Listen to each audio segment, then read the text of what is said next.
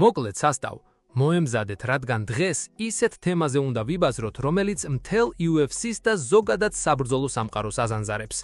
გახსოვთ ძველი დრო, ჯონ ჯონს თავისი დანიელ კორმიე ხავდა, ხაბიბმა კონორ მაკგრეგორს ცხოვრება გაუმწარა და აი დადგა ის მომენტიც, როცა ჩვენს ილია თოფურიას თავისი ნაღდი ნემეზისი გამოუჩნდა, არმან სარუკიანი.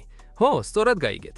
ეს ის ტიპია, ვინც ყველაზე მეტად უშლის ნერვებს ჩვენს ჩემპიონს და სიმართლე თუ გინდათ, ეს დაპირისპირება უკვე დიდი ხანია გასცდა და უბრალო სპორტულ ინტერესს.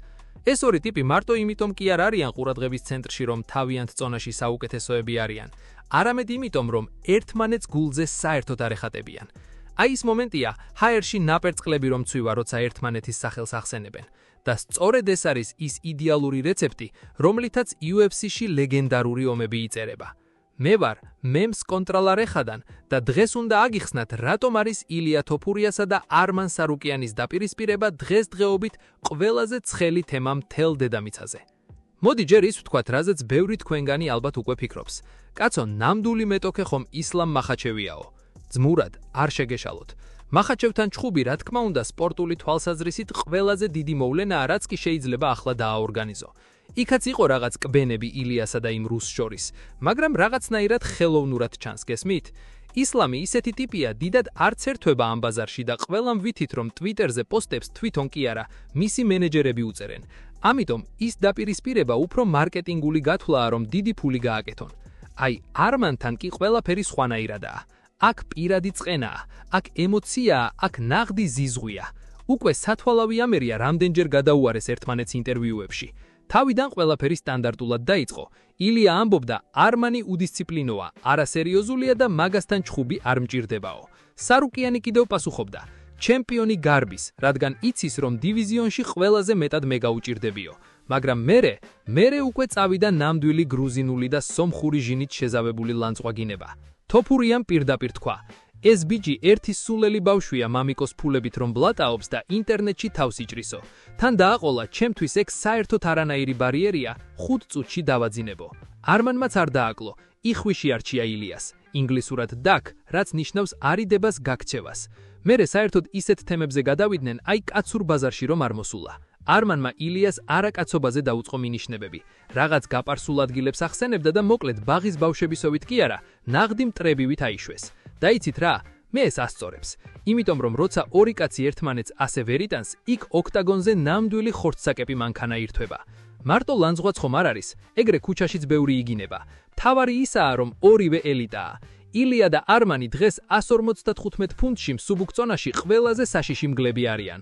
კი, დაუმარცხებელი არავინაა, ოქტაგონზე ყველაფერი ხდება, მაგრამ აბა ერთი დაფიქრდით, ამ მომენტში ტოპ 10-დან ვინმეს შეუძლია ამათი შეჩერება? ძალიან მეეჭვება. სარუკიანის ჭიდაობა? ძმაო, ეგ ტიპი დივიზიონში საუკეთესო გრეპლერია. ბევრი იტყვის გამროდთან ხომ წააგო. მერე რა, იმ ჩხუბში 21 თეიდმაუნიდან 15 დაბლოკა. მეტი დარტყმა მიაყენა და ნოკდაუნშიც გაუშვა ის ტიპი. მსაჯებმა ცოტა მიაჩმორეს მაშინ, თორემ ყველამ ვიცით ვინ იყო რეალურად მომგები. არმანი ერთადერთია, ვინც ისლამ მახაჩევს ჭიდაობაში ტოლსწორად დაუდგა და ჩარლზ ოლივეირაც ისე ათრია პარტერში, როგორც უნდოდა. მეორე მხარეს კი ყავს ილია მატადორი თოფურია. ტიპი არის ქირურგი. მისი კრივი და ნოკაუტის ძალა სხვა განზომილებაა. ვინმეს უნახავს ჩარლზ ოლივეირა ისე გათიშულიყო, როგორც ილიამ ქნა? ან ის რა იყო მაქს ხოლოვეის რომ დამართა? ტიპს რკინის ყბა ჰქონდა, არავისგან არ დაცემულა და ილიამ ისე მიაძინა, თითქოს იავნანას უმღეროდაო. როცა თოფურიას ტექნიკას უყურებ, ფიქრობ, რომ ამ კაცს ხელებში დინამიტი აქვს ჩამონტაჟებული. აი აქ ხდება ყველაფერი საინტერესო. თეორიულად სარუკიანის ჭიდაობას ვერავინ უძლებს, ხოლო თოფურიას ხელებს ვერავინ გადაურჩება.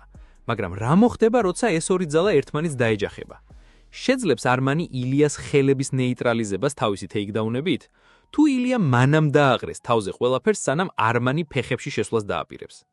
ამიტომაც ვიძახი, რომ ეს ჩხუბი უფრო მაგარია ვიდრე მახაჩევთან, იმიტომ რომ აქ წონა ერთია, ორივე თავის პიკზეა და ორივეს აქვს ისეთი სტილი, რომელიც მეორესთვის ყველაზე უხერხულია. ეს არის 155 ფუნტის და იქნებ მთელი UFC-ს ყველაზე დიდი მატჩაპი. თან სასტავ, შეხედეთ მათ პოპულარობას. ილია უკვე მსოფლიო დონის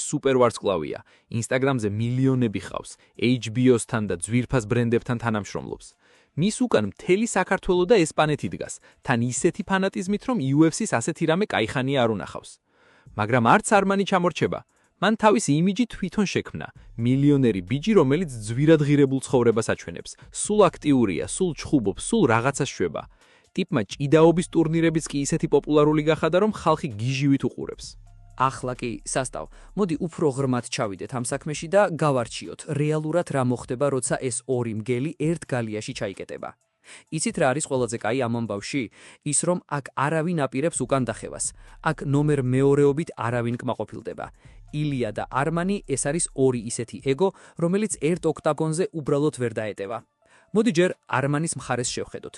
ამ ტიპს ქვია სომეხი ბეტმენი და მართლა რაღაც საოცრებებს შვება. ტიპმა თავისი სახელი სისხლით და ოფლით მოიპოვა.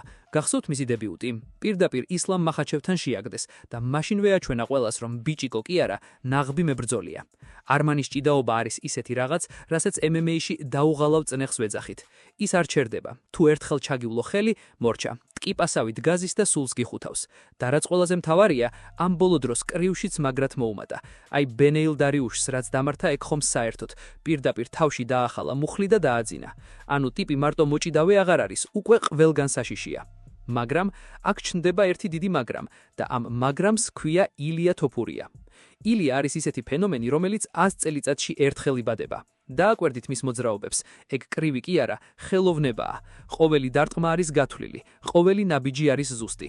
როცა ილია გირტყამს, ის კი არ გირტყამს, რომ ქულა აიღოს, ის გირტყამს იმისთვის, რომ სინათლე ჩაგიქროს. და რაც ყველაზე მეტად მიყვარს მასში, არის ის თავდაჯერებულობა. ზოგჯერ რომ ამ პარტავნებაშიც გადადის. ტიპმა ჩხუბამდე იცის, რომ მოიგებს. ვოლკანოვსკისთან ჩხუბამდე საკუთარ ინსტაგრამზე ჩემპიონი დაიწერა. აი ეგ არის ნაღდი იაიცები.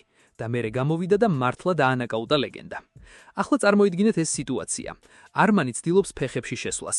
ილია კი თავისი უსწრაფესი ხელებით ხვდება. სარუკიანი ამბობს, რომ ილიას გაფართოებულ კუჭს, ასეთი ხუმრობებიც იყო მათ შორის, მალე შეამოწმებს.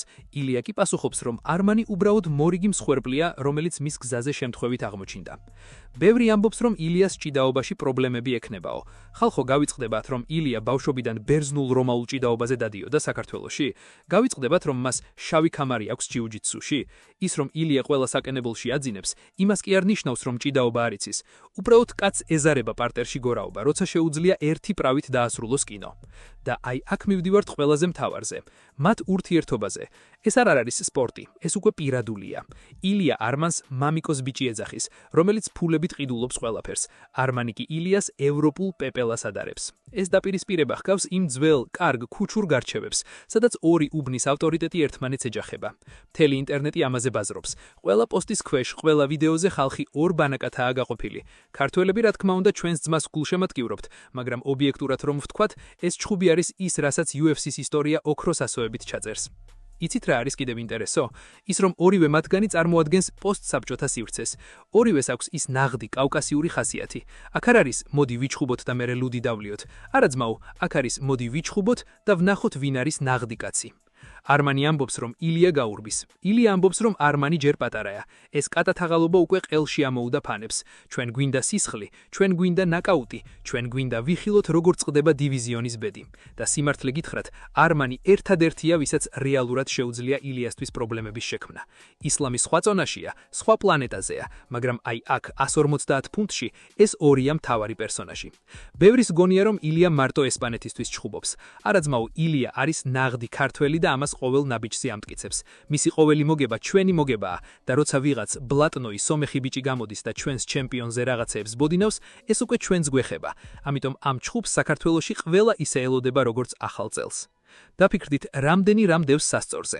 ჩემპიონის ქემარი. ილიასთვის ეს ყველაფერია, არმანისთვის კი ოცნება. პრესტიჟი, ვინ არის კავკასიის ნომერ პირველი მებრძოლი. მომავალი, გამარჯვებული ხდება UFC-ს მთავარი ვარსკვლავი, დამარცხებული კი მოუწევს თავიდან დაწყება. მოკლედ სასტავ სიტუაცია ისეთია, რომ ნემსი არ ჩავარდება. ემოციები პიკზეა, ბაზარი ბევრი, საქმე კი ჯერ კიდევ წინ. ილია მზათაა თავისი მადადორის ხმალი ამოიღოს, არმანი კი ემზადება, რომ თავისი ჭიდაობით დაახრჩოს ჩემპიონი. მოკლედ სასტავ, მივედით ფინალურ სტადიაზე. ბევრი ვიბაძრეთ იმაზე, ვინ ვის რა კადრა და ვინ როგორ ჩხუბობს, მაგრამ მოდი ახლა ნაღდი, სუფთა, სპორტული და კაცური ლოგიკით შევხედოთ ამ ამბავს. რა ხდება მაშინ, როცა ჰაიპი მთავრდება, გალიის კარი იკეტება და ბრიუს ბაფერი თავის ლეგენდარულ It's Times დაიძახებს. აი მანდ უკვე აღარ ჭრის არც ინსტაგრამის გამომწერები და არც ის თუ რამდენად ძვირიანი საათი გიკეთია მაჯაზე. მანდ რჩება მხოლოდ ორი რამე: ხასიათი და მომზადება. ბევრი ამბობს, რომ ილია თოფური არის პროექტი, რომელიც UFC-მ კარგად შეფუთა. ძმურად, ვინც მაგას იძახის, იმას საერთოდ არ ესმის ეს სპორტი. პროექტებს მაქს ჰოლოვეი ისე არ აძინებს, როგორც ილიამ ქნა. ილია არის ნაღდი მკვლელი, რომელსაც აქვს ის, რაც ბევრს აკლია: ცივი გონება. შეხედეთ მის თვალებს ჩხუბის დროს, ტიპი საერთოდ არ იბნევა, არანაირი პანიკა, უბრალოდ ელოდება მომენტს, რომ დაგსაჯოს. და როგორც კი დაინახავს, რომ ცოტათი მაინც მოეშვი, მორჩა, შენი პანაშვიდი დანიშნულია. მეორე მხარეს კი გვყავს არმანი. მოდი სიმართლეს თვალი გაუსწოროთ. ეს ბიჭი არის ნამდვილი მუშა. მისი კარდიო გამძლეობა არის რაღაც საოცრება. მას შეუძლია 5 რაუნდი ისე გათრიოს ოქტაგონზე, რომ თვითონ არც კი დაიღალოს. არმანის მთავარი კოზირი ისაა, რომ მას შეუძლია ჩხუბი გააფუჭოს, ანუ არ მოგცეს საშუალება აკეთო ის, რაც გინდა. თუ ილიას კრივი უნდა, არმანი ფეხებში შეუვარდება. თუ ილიას პარტერში უნდა გადასვლა, არმანი იქ დახვდება თავისი რკინისებური კონტროლით. მაგრამ იცით რა არის ყველაზე დიდი კითხვის ნიშანი? ილიას ძალა. ილიას დარტყმა 155 ფუნტში არის ისეთივე საშიში, როგორიც იყო ენგანუსი მძიმე წონაში. ტიპი უბრალოდ გეხება და შენ ითიშები. და არმანს კი ქონია მომენტები, როცა დარტყმებს ატარებდა და ცოტა იცეკვებდა ხოლმე. თუ ილიამ ისე მოარტყა როგორც სხვებს, არმანის ჭიდაობა ვეღარ უშველის, რადგან გათიშული კაცი ვერ ჭიდაობს.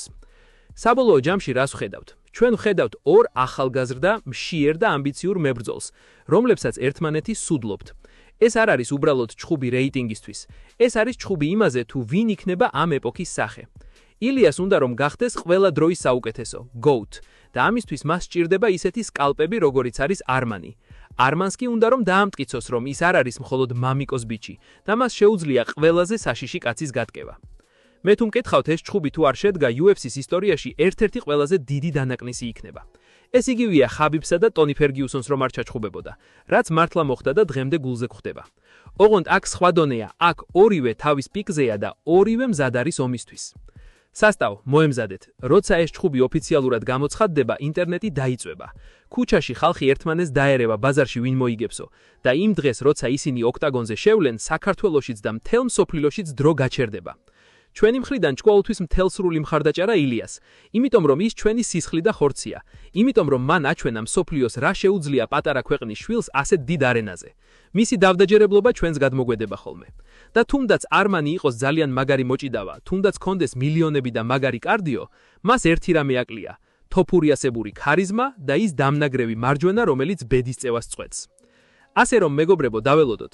ეს რივალობა დაპირისპირება არის ის, რაც MMA-ს ისევ საინტერესოს ხდის. აღარ გვინდა მოსაწყენი ჩხუბები კულებზე, ჩვენ გვინდა დრამა, ჩვენ გვინდა ემოცია და ჩვენ გვინდა ვიხილოთ, როგორ ამტკიცებს მატადორი, რომ ის მართლა ამ თამაშის მეფეა. და აი აქ ვასრულებ ჩემს ბაზარს. დიდი მადლობა რომ ბოლომდე მისმინეთ, ამ კითხულობდით. იმედია ისევ ისიამოვნეთ ამ ისტორიით, როგორც მე. მე ვიყავი თქვენი მემს კონტროლა რეჯა სტილის მრჩეველი და შევხვდებით შემდეგ დიდ გარჩევებზე.